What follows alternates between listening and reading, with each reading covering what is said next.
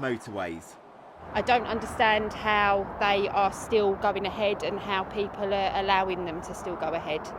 Sam Cockerill's partner Stephen Godbold died after being hit by a lorry on the hard shoulder of the M25 near Sevenoaks in 2017. He was a recovery worker. Since then, she's campaigned for better road safety, part of the Smart Motorways Kill and Slow Down Move Over groups.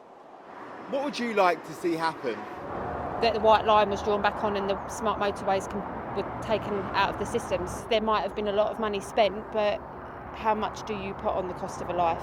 Smart motorways are in place on the M25, M20 in Kent and M23 in Sussex.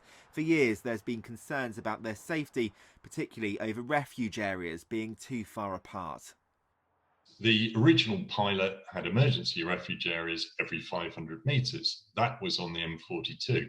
When it was rolled out without consultation, the spacing changed to every 2,500 metres or every mile. Highways England is currently working through an 18-point improvement plan which includes reducing the distances between refuge areas and installing technology to detect broken down vehicles much more quickly.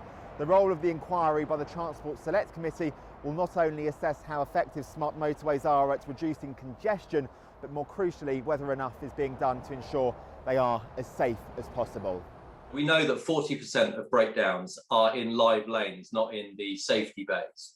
We also know that it takes an average of 16 minutes to get to those cars. Could the committee end up recommending the hard shoulder be reinstated? I can't preempt what the findings will be until we've had the evidence, but nothing will remain off limits.